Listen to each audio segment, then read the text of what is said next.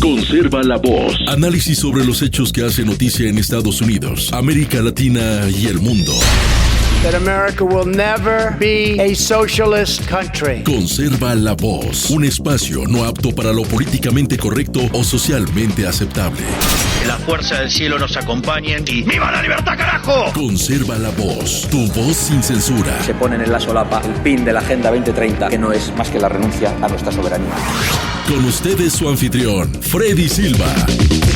¿Qué tal, amigos? Reciban todos un caluroso y fuerte abrazo en este nuevo episodio de su podcast Conserva la Voz. Ya lo saben, una mirada distinta de lo que nos ofrecen los principales medios de comunicación. Soy Freddy Silva desde Tampa, Florida. Buenos días, buenas tardes, buenas noches, donde quiera que nos vean y escuchen. Cordialmente bienvenidos todos ustedes en este jueves 26 de marzo de este 2026. Bastante de qué hablar. Yo creo que hay temas tanto dentro de la política doméstica de los Estados Unidos, fuera de los Estados Unidos, que tenemos que ir tocando, empezando por esto que continúa en el Medio Oriente. Estamos a un solo día de que se cumpla el plazo de que el presidente Donald Trump había puesto en cuanto a acabar con este conflicto armado, este ataque que comienza Estados Unidos e Israel contra Irán. Bueno, ¿qué es lo último, qué es lo nuevo que tenemos? Pues Karoline Leavitt, la secretaria de la Casa Blanca, o más bien la portavoz de prensa, o sea, la secretaria de prensa de la Casa Blanca, ha dicho que Trump está preparado para desatar el infierno si Irán no llega a un acuerdo mientras los Marines llegan a Oriente Medio. Mire, el presidente Trump está preparado para desatar el infierno sobre Irán si no llega a un acuerdo, dijo la secretaria Karoline Leavitt, mientras miles de infantes de marina estadounidense llegan a la región para una posible misión para forzar la reapertura del estrecho de Hormuz. Claro, si todavía estamos viendo que hay petróleo que sigue recibiendo y que sigue moviendo por la energía, pues está moviendo los transportes, igual que las empresas, todo tipo de industrias, es porque hace ya 2 semanas, poco más de 2 semanas, se había autorizado a través de esta agencia internacional para que se empiece a liberar los barriles de petróleo que se acumulan generalmente para situaciones de emergencia. Por eso es que todavía no estamos viendo realmente un caos económico, un caos a nivel mundial. Pero lo cierto es que todavía tenemos un estrecho de Hormuz que pues está ahí inviabilizado para sacar todos los barriles de petróleo o los miles, cientos de miles de barriles de petróleo que tienen que ir a muchas partes del mundo. Pero veamos lo que dice Karoline Leavitt. Si no comprenden que han sido derrotados militarmente y que seguirán siéndolo, el presidente Trump se asegurará de que reciban un golpe más duro que nunca. El presidente Trump no fanfarronea y está preparado para desatar el infierno. Irán no debe volver a cometer el mismo error. Su último error les costó a sus altos mandos, su armada, su fuerza aérea y su sistema de defensa antiaérea. Los funcionarios iraníes han reaccionado con hostilidad ante una propuesta de paz de 15 puntos transmitida a través de Pakistán el martes, emitiendo una contrapropuesta que exige reparaciones de guerra y el reconocimiento de que Teherán tiene el control del estrecho crucial. Cualquier acto de violencia que se produzca a partir de ahora se deberá a que el régimen iraní se niega a comprender que ya ha sido derrotado y se niega a llegar a un acuerdo, dijo la secretaria Karoline Leavitt. Sí, esa fue la declaración. Añadió también, no miren, esa es una pregunta hipotética en referencia a posibles operaciones terrestres. Además, es una decisión que tendría que tomar el comandante en jefe y no voy a adelantarme a sus decisiones. Pero bueno, ya que ella menciona al comandante en jefe, pues ¿qué es lo que dice el comandante en jefe? El comandante en jefe dice que no está desesperado por llegar a un acuerdo de paz con Irán. En otras palabras, no le importa. Sí, el presidente ha rechazado los informes que afirman que está desesperado por llegar a un acuerdo de paz con Irán. Soy todo lo contrario a estar desesperado. No me importa, dijo en la reunión de su gabinete. El presidente Trump se refería a un artículo del Wall Street Journal que informaba que deseaba una pronta resolución del conflicto. Calificó el artículo de noticia falsa. Ustedes saben, ¿no? El presidente Trump, pues a la prensa progresista ya la tiene calificada de fake news. Dijo también que si estuviera desesperado el secretario de Guerra Pete Hegseth sería el primero en saberlo porque ordenaría la retirada del ejército estadounidense de la región. Hoy leí una noticia que decía que estoy desesperado por llegar a un acuerdo. No es cierto. Si lo tuviera o si lo estuviera, él sería el primero en saberlo. Pete, vámonos de aquí. Estoy todo lo contrario a desesperado. Me da igual. De hecho, tenemos otros objetivos que queremos alcanzar antes de irnos. Bueno. Por un lado, pues nosotros estábamos esperanzados de que el presidente dijera pues que ya estamos listos para salir de ahí, ya hicimos lo que teníamos que hacer, hemos cumplido además con la promesa de 4 semanas y se acabó. No importa cómo quede después esa región. Pero no, el presidente ahora dice, bueno, no sé si decir contradiciendo la palabra de la portavoz Caroline Leavitt, pero parece que no es la misma mirada. Porque por un lado, Caroline Leavitt va diciendo que el presidente está listo para desatar el infierno. Sin embargo, el presidente dice pues que no está desesperado, que le da igual, es más, que no le importa. Y que adicionalmente a ello, y creo que esa es el último párrafo es lo que realmente nos importa y se lo voy a volver a mencionar porque creo que deberíamos tomarlo muy en cuenta. Dice, estoy todo lo contrario a desesperado, me da igual. De hecho, tenemos otros objetivos que queremos alcanzar antes de irnos. ¿Cómo traduce o cómo se podría traducir esto? Que nuestros Marines o gran parte del ejército que ya ha partido, algunos que todavía están en camino y otros que ya están arribando, no está yendo en vano.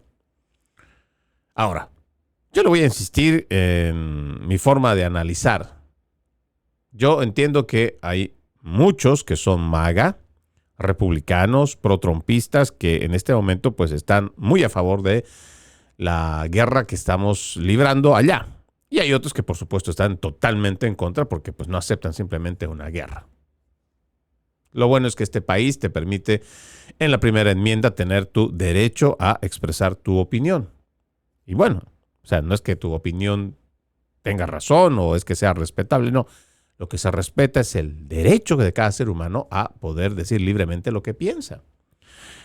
Pero vayamos a los hechos, ¿no? Porque en lo personal, yo entiendo que si ya ha enviado, y ojo, tomando las mismas palabras de Caroline Leavitt, el presidente no fanfarronea, pues todo quiere decir que el presidente pues tiene otros objetivos, todavía de allá no nos vamos, y seguramente el principal objetivo será cómo darle la garantía a toda esta región del Golfo Pérsico, después de haber hecho tremenda inversión, después de haber hecho tremendo ataque, y además el dinero que seguramente nos está costando, pues no vamos a ir simplemente de ese lugar y decir, bueno, ya saben, de aquí nada pasó y nosotros nos vamos, quédense ustedes a cargo. No.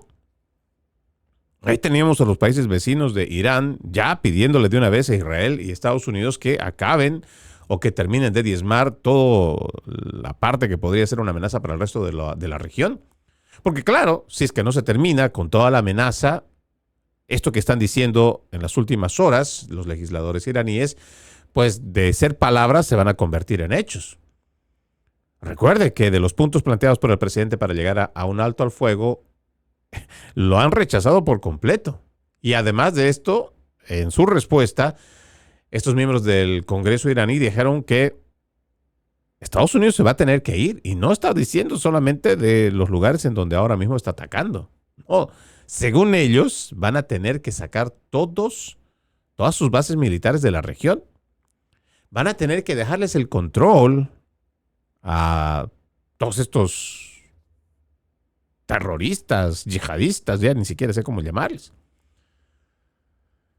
Entiendo que también tenemos, lamentablemente, a miembros de la OTAN, países europeos, que generalmente son los que terminan pagando los platos rotos cuando existe una amenaza como la de Irán, de decir, bueno, pues si no me hacen caso o no hacen lo que yo les digo, pues petróleo por aquí no sale. Y ellos son dependientes. Europa depende más que todo de esta región en un 70% para recibir su petróleo.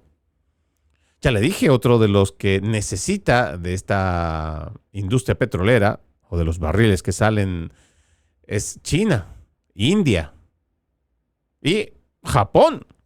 No podemos olvidarnos de Japón.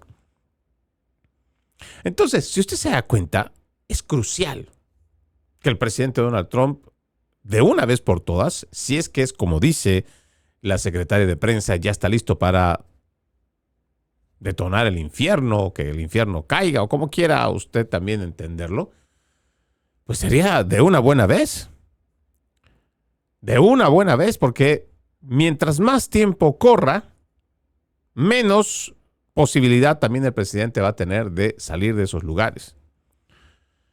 Si realmente los vecinos estarían comprometidos también a acabar con Irán y sus bases militares y todo aquello que podría representar una amenaza, o sea, sobre todo sus misiles, entiendo, también los vecinos ya estuvieran con una declaración de guerra abierta. Y vamos a utilizar todo nuestro ejército. Todos los países, me imagino que son países petroleros, deben tener un montón de armamento comprado precisamente para una situación como esta, porque ya Irán se viene preparándose más de 20 años para lo que ha pasado en las últimas 4 semanas. Y el resto de la región pues también tendrá una idea y por eso se habrán ido preparando de que esa amenaza siempre fue real. Y por un lado tienes a la OTAN que no está dispuesta a ayudar. Por otro lado tienes a los países del Medio Oriente que tampoco están dispuestos a declarar una guerra ya oficial. Parece que todo el mundo estuviera jugando en este momento el juego político económico basados en que vamos a diezmar a Irán. Sin embargo, vemos en el camino cómo nos hacemos con el estrecho de Hormuz. ¿Cuál será la solución? Créanme, tan pronto como estas horas próximas y el fin de semana vamos a tener noticias que seguramente nos van a sorprender a más de uno.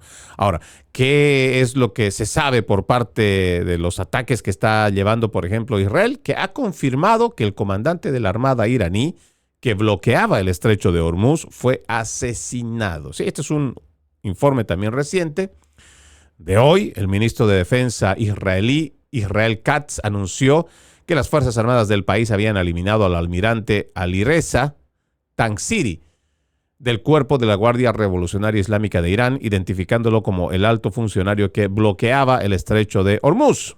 Posteriormente, el primer ministro Benjamín Netanyahu emitió su propia declaración confirmando aparentemente la afirmación de Katz y sugiriendo que la identificación y eliminación del terrorista de la Guardia Revolucionaria Islámica fue producto de la cooperación entre nosotros y nuestros aliados de Estados Unidos. Bueno, créame, las próximas horas van a ser cruciales. Seguramente usted va a estar al pendiente de lo que vaya a ocurrir en las redes sociales entre sábado y domingo, porque créame, si algo va a pasar, va a tener que ser en estos próximos días. Déjeme cambiar de tema, volviendo directamente a la política doméstica de los Estados Unidos. El general Flynn lanza una declaración explosiva tras el acuerdo alcanzado con el Departamento de Justicia de Trump en el caso de procesamiento indebido. Nada puede compensar por completo el infierno que mi familia y yo hemos soportado. Este es un tema que en lo personal siento es no solamente de justicia. El general Flynn es uno de los más destacados veteranos de guerra, pero además uno de los verdaderos patriotas que cuando usted lo escucha y si usted lo sigue, es uno de los baluartes que tenemos aquí en nuestra nación. Dice, la familia del general Michael Flynn acaba de emitir un comunicado sin concesiones tras el acuerdo alcanzado por el Departamento de Justicia de Trump en su larga demanda por procesamiento injusto. Tal como informó el The Gateway Pundit, porque esto es un artículo de ellos, el Departamento de Justicia de Trump ha acordado indemnizar al general retirado de 3 estrellas en el caso Flynn contra Estados Unidos, poniendo fin a una pesadilla de una década de trampas del FBI, mentiras de la casa de brujas de Mueller y devastación financiera orquestada para derrocar al primer asesor de seguridad nacional del presidente Donald Trump. Se trata del mismo general Flynn, que fue emboscado por agentes corruptos del FBI en la Casa Blanca, al que le tendieron una trampa para que perjurara. Luego fue acusado falsamente, meses después de que el propio exdirector del FBI, James Comey, admitiera ante los legisladores que Flynn no había mentido durante la entrevista. Sin embargo, la persecución política de Mueller lo acusó formalmente de todos modos. Flynn se vio obligado a declararse culpable el 1 de diciembre de 2017 solo para salvar a su familia de la ruina total. Rush Limbaugh calificó toda la acusación como uno de los escándalos políticos más gigantescos de nuestra época y tenía toda la razón.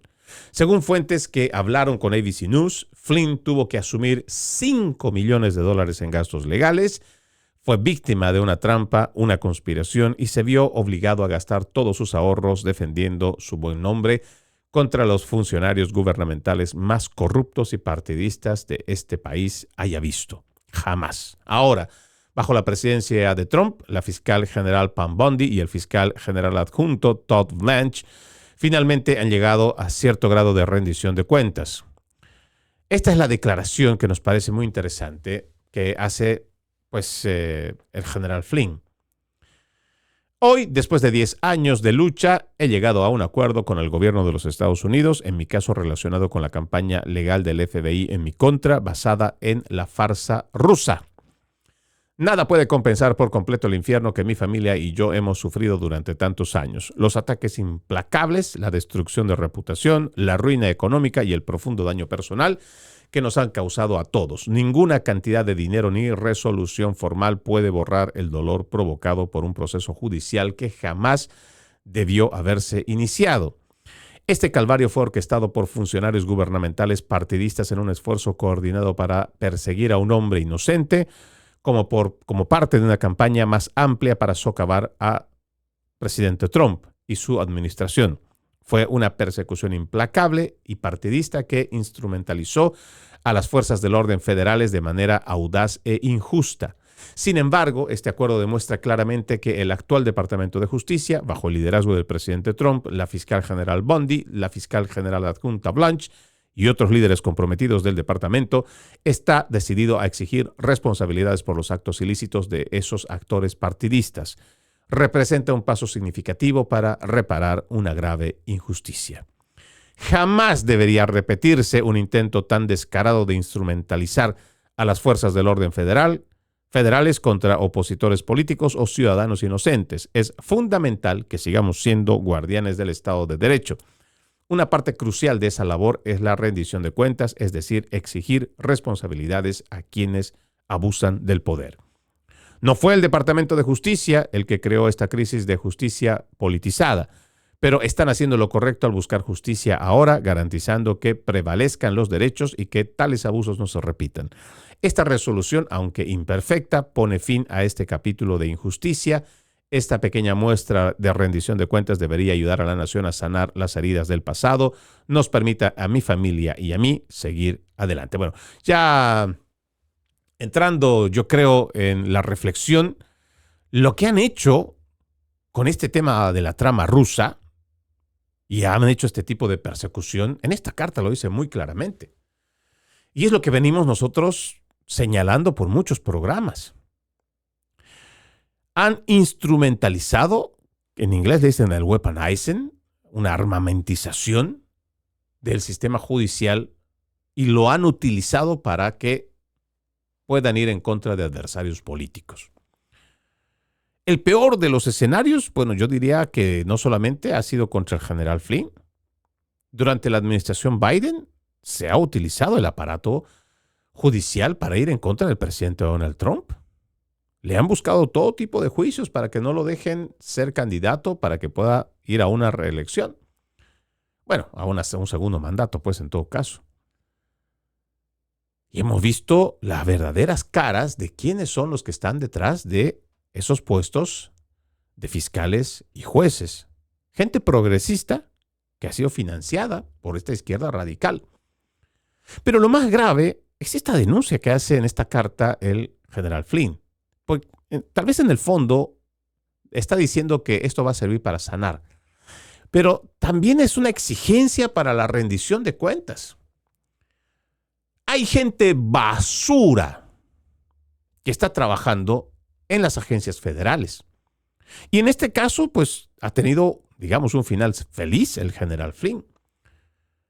Pero hay casos en los que han perseguido a gente inocente por su religión, Sí, a los cristianos nos han perseguido durante esos 4 años gente que estaba con la agenda globalista, con esta agenda progresista.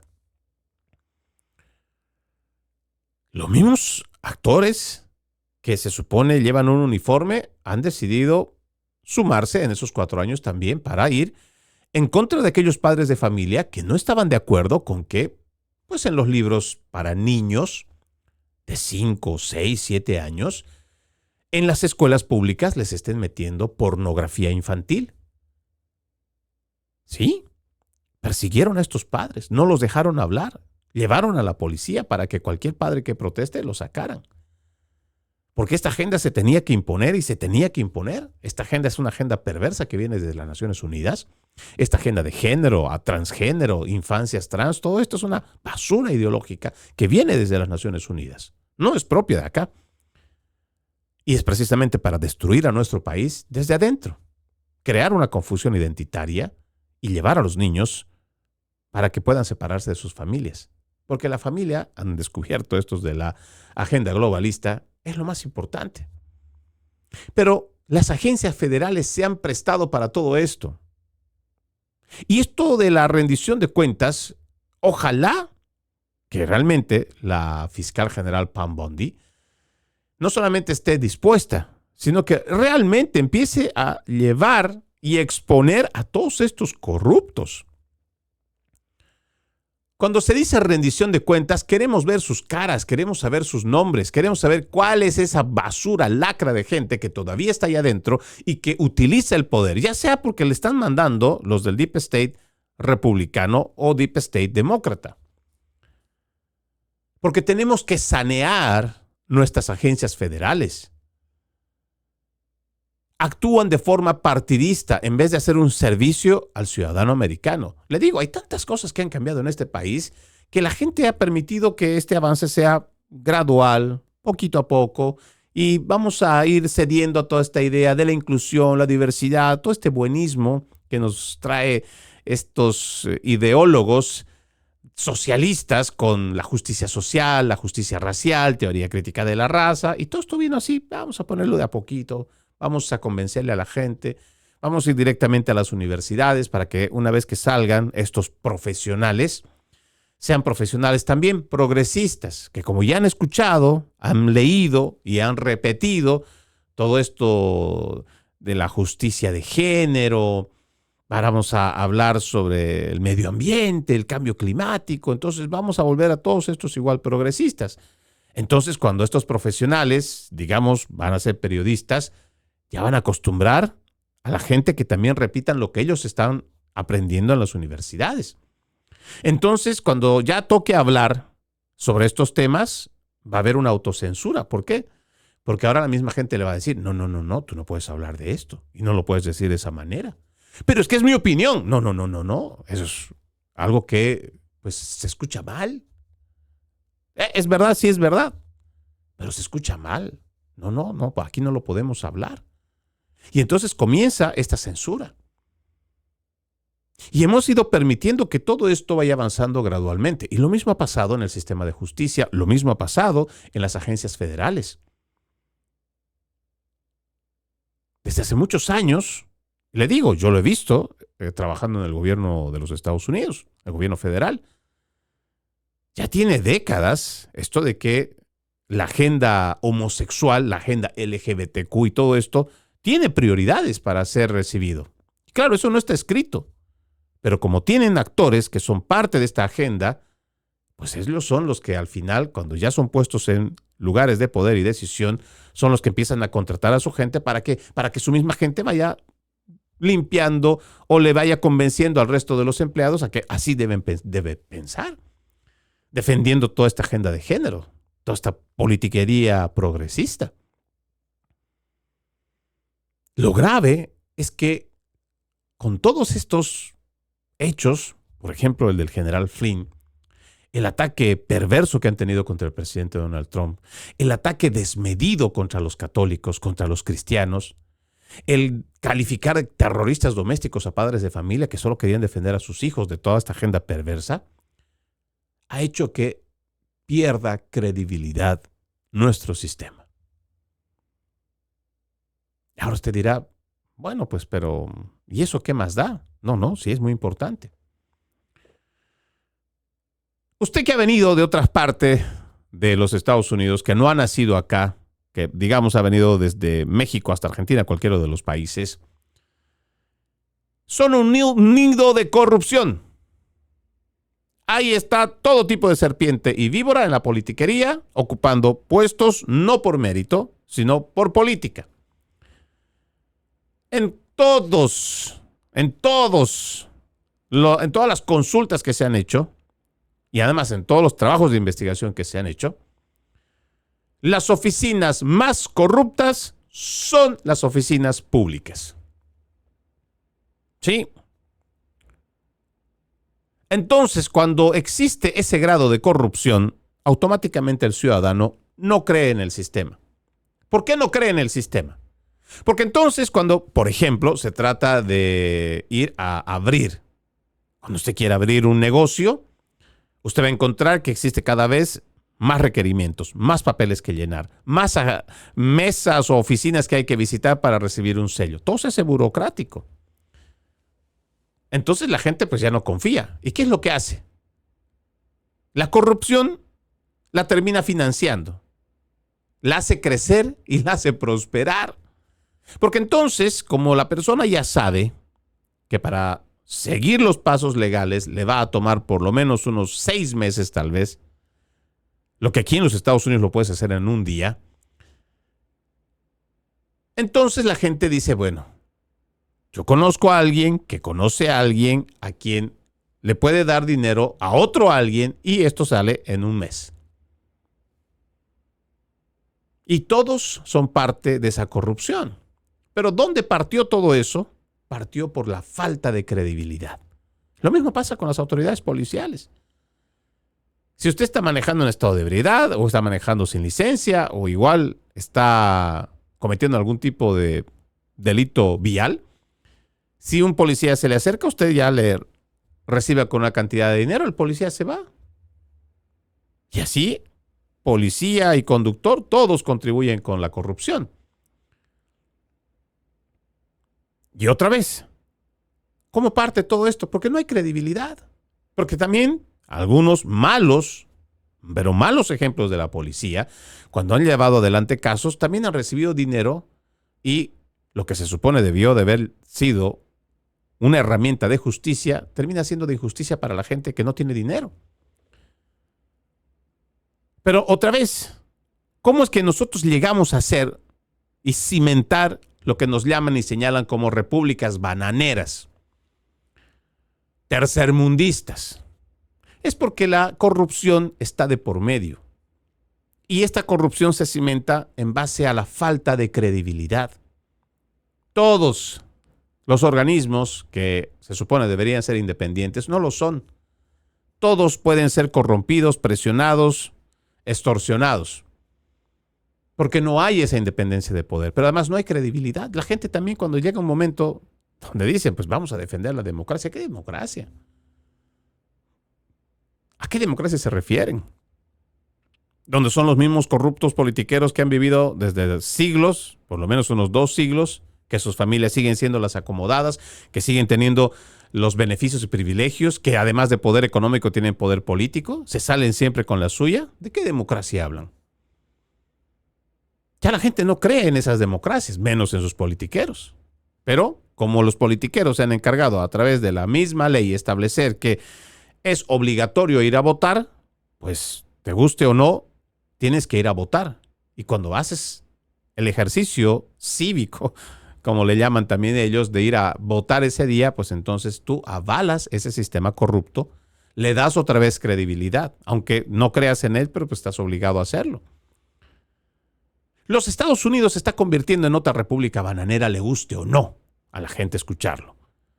Porque tenemos agencias federales que pueden ser vendidas a cualquier partido de turno, que pueden utilizar a estos corruptos que están trabajando ahí adentro para hacerle daño a la gente. Y después, incluso si los despidieran, estos mismos zángano, sátrapas del Deep State, que son dueños de otros sistemas de seguridad, que son dueños de muchas compañías, al que lo han despedido, pero ha sido funcional a sus objetivos, lo llevan y lo premian a otra compañía y hasta con mejor sueldo. Pero no vamos a ver, y esto creo que lo puedo dar por sentado, qué tristeza que lo diga de esta manera, pero no creo que vayamos a ver a personas encarceladas, agentes federales encarcelados, por esto que le hicieron al general Flynn. Dudo mucho que eso pase.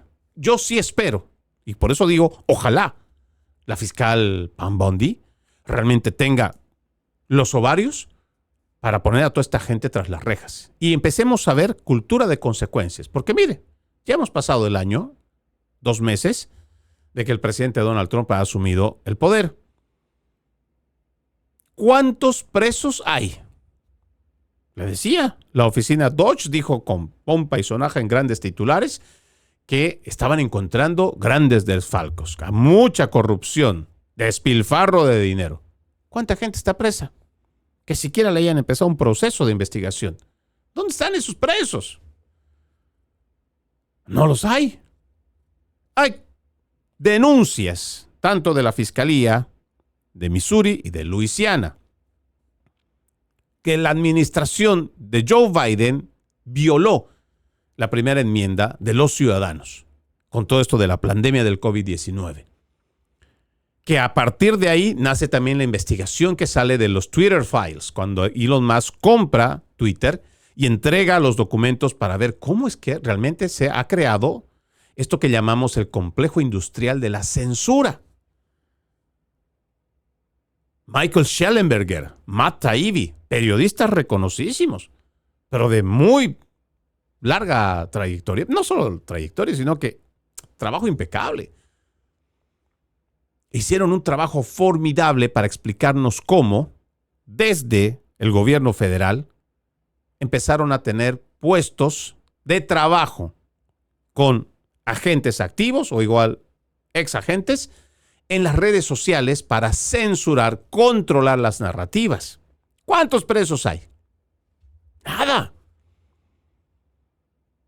La secretaria, o más bien la directora de inteligencia, Tulsi Gabbard, ya nos ha revelado también.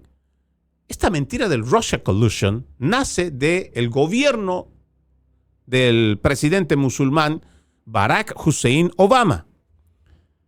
El informe de John Durham también nos indica que en esta farsa de el Russia Collusion, los que están coludidos son el gobierno de Obama con la campaña de Hillary Clinton.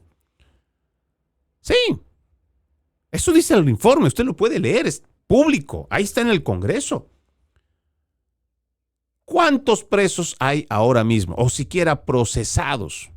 Le digo, me da una indignación cuando veo que hay periodistas que se han ganado el mayor premio de periodismo, que es el Pulitzer, y se lo han ganado en base a una mentira, esta mentira del Russia Collusion, inventada para que no dejen gobernar al presidente Donald Trump en su primer mandato. ¿Dónde están los presos? Por Dios, ¿dónde están? Lo mismo que en esta farsa del ataque al Capitolio del enero 6 del 2021.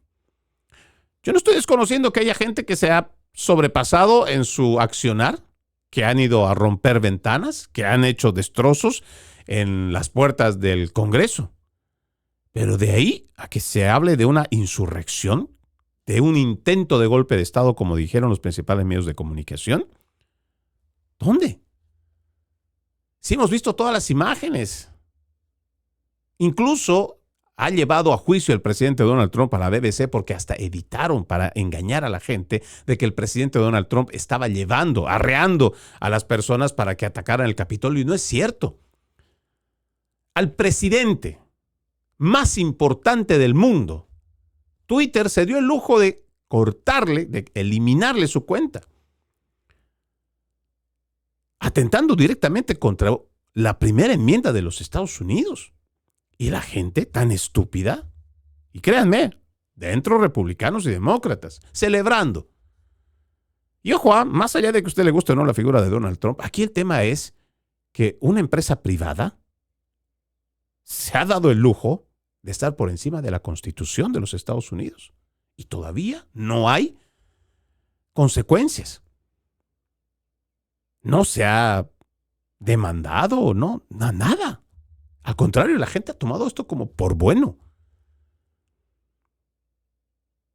Hablemos de la computadora portátil de Hunter Biden, que si bien es cierto, tal vez esto no era de un impacto que usted dirá, ha atacado mi bolsillo y lo demás, pero la credibilidad de las agencias federales. Ellos ya tenían esa computadora portátil de Hunter Biden desde el 2019. Pero en vez de hacerla pública, dar los informes, reconocer que tenían los datos y que nada de eso se había modificado, se prestan a ir con agentes federales hasta la oficina de Mark Zuckerberg. Sí, de Facebook. Mark Zuckerberg lo dice en una entrevista con Joey Rogan. Se acercaron a nosotros para decirnos que esto podría tratarse de interferencia rusa y que no lo tomemos. ¿Qué le parece? Prácticamente llegaron a amenazar a estos agentes federales a las redes sociales para que no lo divulgaran. Y todo aquel, y me incluyo, que dimos a conocer esta noticia, nos cerraron las cuentas. A mí me la cerraron por 6 meses y me la entregaron en cero. Hasta el día de hoy, todavía yo sigo teniendo censura en Meta, o sea, igual en Facebook como en Instagram. Yo no puedo monetizar en las redes sociales, precisamente por este tema de la computadora portátil de Hunter Biden, además de denunciar los temas de la vacuna del COVID-19. Pero si estos agentes ya tenían la información de la computadora portátil de Hunter Biden y se prestaron a la mentira del Russia Collusion o de la interferencia electoral rusa, ¿dónde están estos procesados? Y es que la lista puedo darle, y es bastante larga, es bastante extensa, de la que todavía yo no veo trabajar a Pam Bondi. Sí han llegado a este acuerdo con el general Flynn. Seguramente le van a resarcir algo de dinero y esto ojalá le pueda servir para poder restituir todo lo que le han hecho gastar. Pero aquí va a quedar en entredicho otra vez la credibilidad de la agencia federal. Y en la medida que nosotros sigamos perdiendo credibilidad en el sistema de justicia, puede ser el sistema de justicia regular o igual el sistema de justicia federal. O sea, me refiero al Departamento de Justicia o las Cortes de Justicia. En la medida que sigan permitiendo que exista una corrosión desde adentro, con dinero extranjero además, con fiscales, jueces progresistas que no les importa la ley realmente o las sanas y buenas tradiciones y buenas costumbres, sino simplemente llevar adelante una agenda, el país va a perder credibilidad. Y si el país pierde credibilidad, créanme, esta es el último faro de libertad al cual miran desde muchas partes del mundo. Porque todavía se cree que ante la señora justicia, esa mujer vendada que lleva una balanza, no importa si tú tienes dinero o no tienes dinero. Ante la ley todos somos iguales. Eso dice la ley, eso dice la Constitución.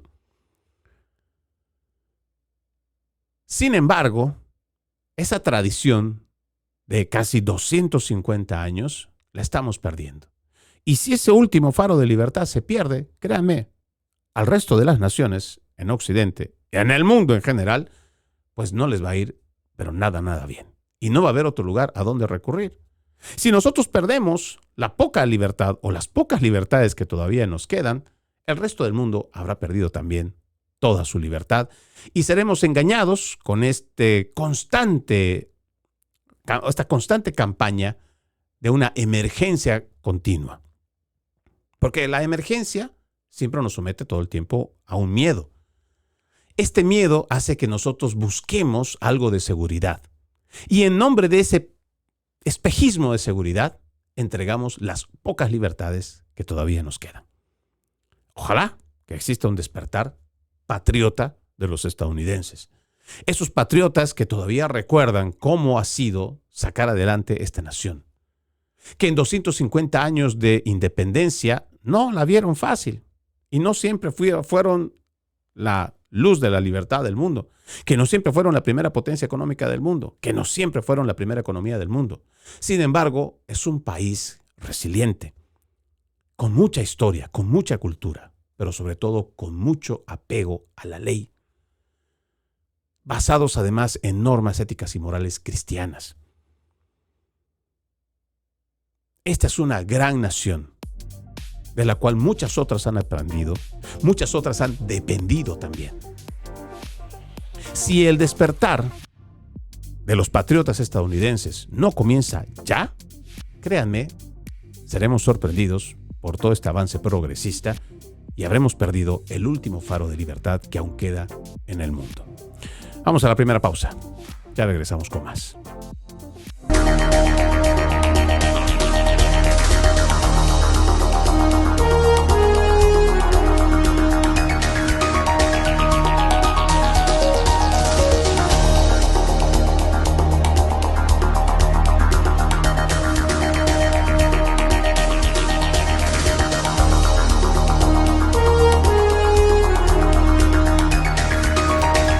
Continuamos con más de su podcast Conserva la Voz. Recuerde, usted puede ser parte de este programa. Escríbame a Freddy Silva Ayala en Facebook, Freddy Silva 80 en Instagram, Freddy Silva TV en YouTube, en TikTok o igual en X, antes Twitter. Le agradezco que me ayude a compartir mi contenido.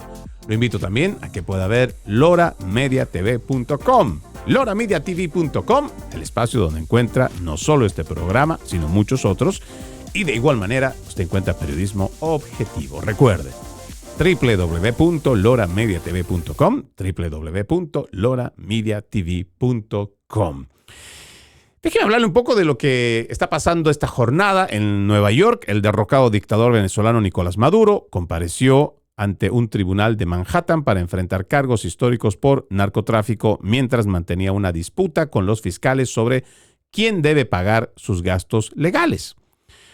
El derrocado líder autoritario de 63 años, vestido con un mono de prisión color canela y gafas negras, tomó notas con calma durante su primera comparecencia ante el tribunal desde enero, donde había afirmado desafiante que el ejército estadounidense lo había secuestrado. La audiencia se desarrolló dentro de una abarrotada sala de un tribunal federal de Manhattan, mientras manifestantes enfrentados protagonizaban duelos en el exterior. Y en realidad de lo que quiero hablar no es tanto de este personaje, que afortunadamente gente chusma como Nicolás Maduro está en la cárcel y esperemos que dentro de no mucho pues se le dicte una sentencia para que él sepa que se va a podrir ahí en la cárcel.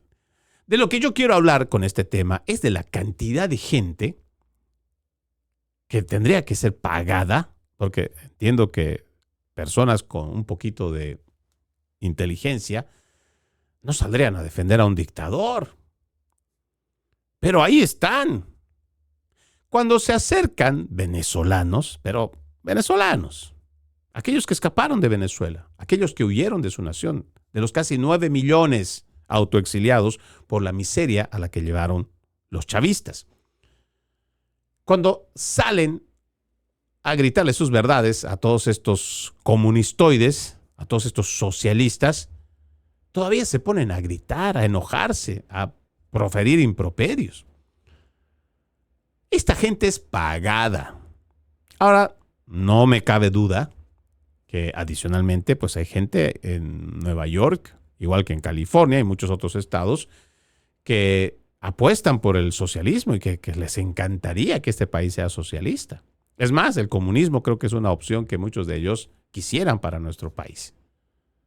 Lo bueno es que existe cada vez más gente que ya no le tiene miedo a este grupito de acéfalos que salen con banderas, con pancartas, muchos de estos pagados, y que son y están dispuestos a enfrentarse a estos comunistas. Bien por ellos. Ojalá, pues en lo pronto ya nos estemos enterando que no solamente Nicolás Maduro va a ser sentenciado, me imagino de por vida estará en la cárcel, sino también pronto estemos viendo que el accionar de Estados Unidos a la cabeza de Donald Trump y del secretario Marco Rubio permitan la viabilidad, prosperidad y libertad que tanto ansía el pueblo venezolano. Que de una vez por todas se libren de esa basura, esa chusma de los socialistas, de la revolución bolivariana, todos estos chavistas.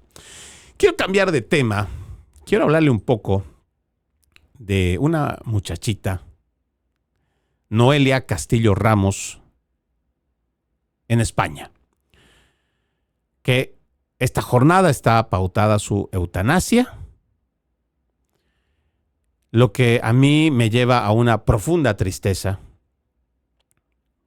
por los hechos, por la forma, pero más que todo por el silencio de la gente. Esa gente que se está creyendo el cuento de que estamos en un siglo XXI y que somos una sociedad civilizada. No lo somos. Si usted compara a esta sociedad con sociedades de antes de Cristo, después de Cristo, en los imperios y todo lo que ha significado matanzas, usted va a ver que seguimos haciendo la misma barbarie de hace más de 3,000 años. Podemos ser evolucionados tecnológicamente, que hayamos mejorado mucho las comunicaciones, sistemas igual de conexión eléctricas, edificios. Sí, tal vez tecnológicamente hablando o en infraestructura, pues hemos evolucionado, pero ética y moralmente no lo hicimos. El caso de esta jovencita es realmente crucial y por donde usted lo vea, es una llamada de atención para que nos demos cuenta en qué clase de sociedad nos hemos convertido.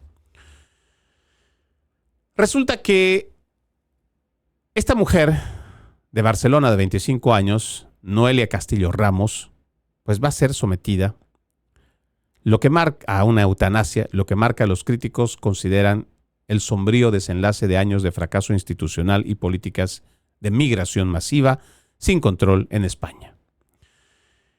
El procedimiento, aprobado en virtud de la Ley de Eutanasia del país de 2021, se produce tras años de grave trauma físico y mental que sufrió Noelia Castillo Ramos después de ser violada en grupo cuando era menor de edad por un grupo de menores extranjeros, menas, como les dicen allá, inmigrantes ilegales la mayoría, no acompañados mientras estaba internada en un centro juvenil estatal.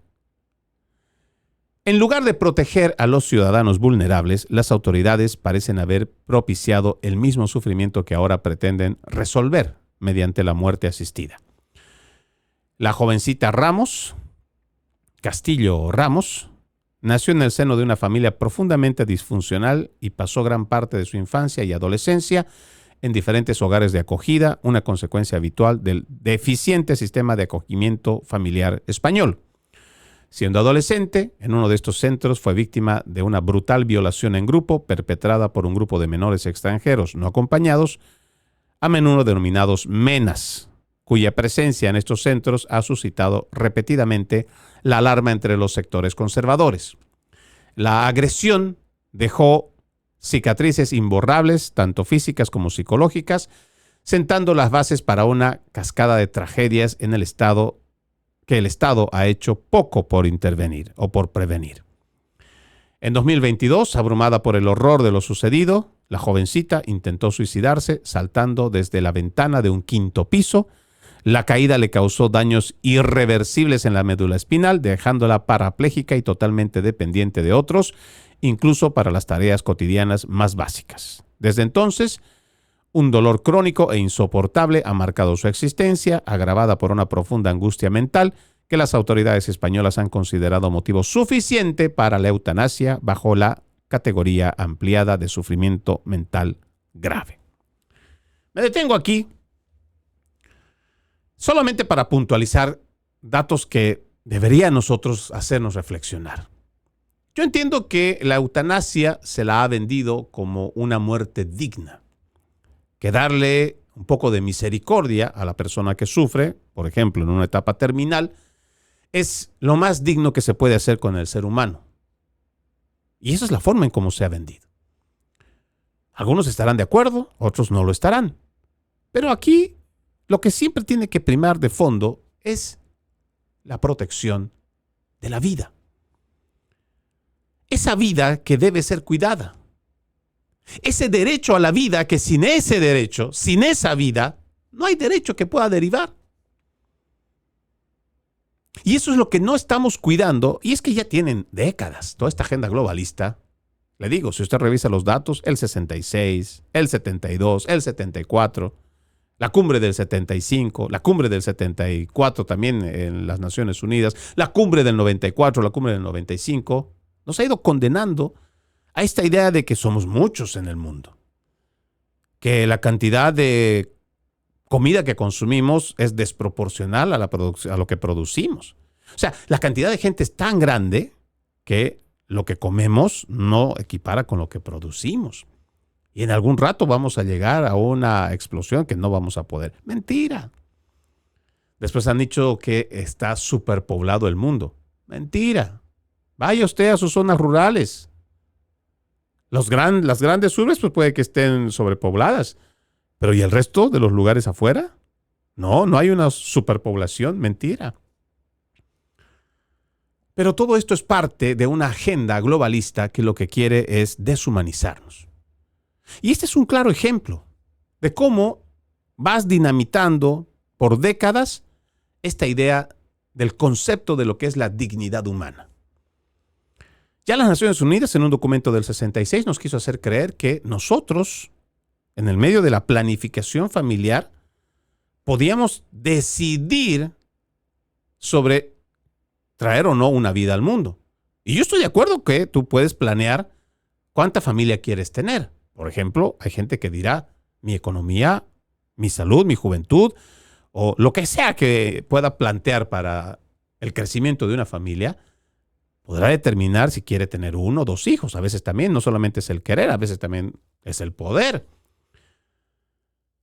Pero en el 66 no se hablaba necesariamente de que la persona iba a decidir sobre esa vida antes de una concepción. Ya estaba dejando las puertas abiertas para que la gente entendiera que uno podía decidir sobre la vida, o sea, de traer la vida a alguien incluso cuando ya estaba concebida. A partir de ahí es que se va forjando esta idea, y ojo, no es que nace en los 60s, esto nace en principios del siglo XX, donde estos centros eugenecistas, el primero en los Estados Unidos, entienden que deben acabar con lo que ellos consideran es una especie o un color que debería ser el mejor. No lo digo yo. Usted puede revisar las revistas que plantea Margaret Sanger, por ejemplo, una de las principales eugenesistas, que después de décadas termina reuniéndose con el padre de Bill Gates. Ellos hacen la Planned Parenthood y reciben el financiamiento de la familia Rockefeller. Esta gente ya tiene décadas del siglo pasado trabajando esta idea de que primero somos muchos y hay que acabar con la plaga. Nos llaman plaga para acabarnos. Y esta idea también de que nosotros podemos decidir sobre si vive o no vive esta persona que ya está siendo gestada. Pero entonces, el concepto tan claro, tan obvio, como siempre se ha tenido, porque el aborto, en el concepto, es el asesinato de un no nacido en el vientre materno. Y es un delito con agravante porque existe una conexión directa de la madre con el hijo. Además, existe premeditación en el aborto. Y se despedaza de la peor manera a ese ser viviente en el vientre de la madre. Ese siempre fue un delito. Pero desde los 60s es que quieren hacernos cambiar. Uno revisa, por ejemplo, el documento NSS 200 de Henry Kissinger, y usted va a encontrar todo esto que le voy diciendo. Esto fue hecho en 1974 como un documento clasificado, pero ya 10 años después se lo desclasifica. Y ahí puede usted encontrar todo esto que le voy mencionando. Convencer a la gente, sobre todo a las mujeres, de que ese no es un acto malo, sino que ese es un derecho que tiene la mujer sobre su cuerpo. Imagínense semejante mentira, como si ese pedacito que están haciendo, que es distinto a la madre, fuera parte de su cuerpo. Pero le hicieron creer que esto era derecho para que tuviera menos culpa. Pero ¿cuál era el propósito? Y hasta el día de hoy sigue siendo el propósito esto que usted está viendo de la eutanasia de esta muchachita. Porque nos están convenciendo de que la dignidad humana no debe ser puesta en manos como nosotros creemos, los cristianos lo creemos, lo afirmamos y lo reafirmamos. La dignidad es inherente al ser humano porque es una dignidad entregada por Dios. Y pare de contar. Pero ahora resulta que todos estos politiqueros de izquierda han convencido a la gente, estos progresistas, de que la dignidad debe ser entregada a las autoridades. ya sea un juez, debe ser otorgada a alguien más, sin querer reconocer que si le otorgas la dignidad humana al hombre, en el momento menos esperado, te la va a arrebatar. Porque en la historia ya lo hemos visto. Reyes que se han creído con el derecho de acabar con la vida de personas que le estorbaban y los mandaron a matar. ¿Por qué? Porque esa vida no valía, no tenía dignidad. Han hecho esclavos en muchas partes del mundo. ¿Por qué? Porque esa vida no valía nada y estaba esa dignidad en manos de quien decidía si era esclavo o no. No hace mucho, en el siglo pasado, hemos visto durante la Segunda Guerra Mundial que los nazis experimentaban con los seres humanos. ¿Por qué lo hacían? Porque para ellos la vida no significaba nada. La dignidad del ser humano no significaba nada. Estaba en manos de ellos decidir o no la vida, no de Dios. Y hoy estamos viendo otra vez que con la eutanasia parece que el dolor, sufrimiento de una muchachita de 25 años son tan indolentes que no les importa. Ella dice, me siento triste, me siento con depresión, denme eutanasia. ¿Qué dice el gobierno? Pues aquí está, te lo damos. Una persona menos que atender en el servicio de salud.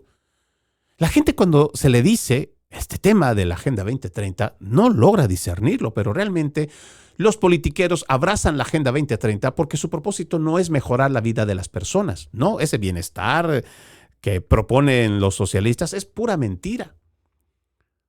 Ellos lo que quieren es administrar el poder, robar el dinero de las arcas del erario nacional y ver la forma de cómo pueden acabar con la gente. Entonces, se agarran de la Agenda 2030, ¿por qué? Porque hoy todo puede ser cambio climático. Ya no hay responsabilidad para los políticos sobre prevenir para inundaciones o riadas o sequías. No, ahora todo es cambio climático y hay que echarle la culpa al cambio climático. Hay que destruir la familia. ¿Cómo lo hacemos? Porque se supone que la familia es el lugar más importante donde pueden protegerse incluso de los malos gobiernos. Pero hay que darle entonces a la mujer, ¿qué? Feminismo radical, para que esté enfrentada con el hombre. Hay que darle derecho sobre matar a su hijo y que sea impune. Le dan el aborto. Sí, revise todo esto de la agenda globalista, es parte y es una consecuencia. Si usted me dijera, vamos a considerar el darle la muerte asistida a una persona que ya está en estado terminal y es que ya le quedan solamente horas y el sufrimiento es realmente mucho, bueno, yo no estoy de acuerdo, para nada. Pero podemos entrar en un debate para qué es lo que se puede determinar si es que además nosotros vamos a actuar en eso, en esa decisión. Yo no me sometería para nada para asesinar y acabar con la vida de nadie. Jamás. Por eso para mí eso no estaría en discusión. Pero yo entiendo que habría que debatirlo. El detalle está en que ya se ha normalizado que la vida no vale nada. Y si un politiquero dice, bueno, pues lo ha pedido, se le está dando su derecho. Estamos abriendo una caja de Pandora porque el día de mañana, y con tanto problema de salud mental que tenemos en el país y en gran parte del mundo, cualquier persona va a decir, me siento mal, denme eutanasia. Y claro, el politiquero, ¿qué mejor? Le conviene que menos población exista, que menos le reclamen, que menos le hagan quedar mal su mala gestión. Pues le firman y se lo dan. De fondo, lo que debemos reflexionar con mucha, pero tenemos que ponerle mucha cabeza, es qué está haciendo todo este globalismo por acabar con la dignidad humana, por disfrazarla, para después destruirla. Y si nosotros realmente nos estamos dando cuenta de cómo la raza humana, toda nuestra especie humana, está entrando en un ciclo de no vuelta para atrás. Hoy es cuando tenemos que hacer la reflexión. Hoy es cuando debemos parar todo esto. Lo poco que nos queda en cuanto a derechos, en cuanto a esa dignidad humana, lo están acabando. Y lo están haciendo en nuestras narices. Soy Freddy Silva. Gracias por acompañarme. Buenos días, buenas tardes, buenas noches, donde quiera que nos hayan visto y escuchado. Antes de irme, permítame leer un extracto de la palabra. En aquel tiempo Jesús dijo a los judíos: yo les aseguro, el que es fiel a mis palabras no morirá para siempre. Los judíos le dijeron: ahora ya no nos cabe duda de que estás endemoniado, porque Abraham murió y los profetas también murieron, y tú dices: el que es fiel a mis palabras no morirá para siempre. ¿Acaso eres tú más que nuestro padre Abraham, el cual murió? Los profetas también murieron. ¿Quién pretendes ser tú? Contestó Jesús: si yo me glorificara a mí mismo, mi gloria no valdría nada. El que me glorifica es mi Padre, aquel de quien ustedes dicen es nuestro Dios, aunque no lo conocen. Yo, en cambio, sí lo conozco, y si dijera que no lo conozco, sería tan mentiroso como ustedes. Pero yo lo conozco y soy fiel a su palabra. Abraham es el padre de ustedes. Se regocijaba con el pensamiento de verme. Me vio y se alegró por ello. Los judíos le replicaron: ¿no tienes ni 50 años y has visto a Abraham?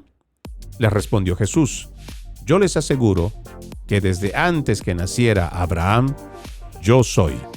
Entonces recogieron piedras para arrojárselas, pero Jesús se ocultó y salió del templo. Juan, capítulo 8, versículos 51 al 59. Tengan un bendecido resto de jornada y, como siempre, ejercitemos la decencia, que nada nos cuesta. Permiso.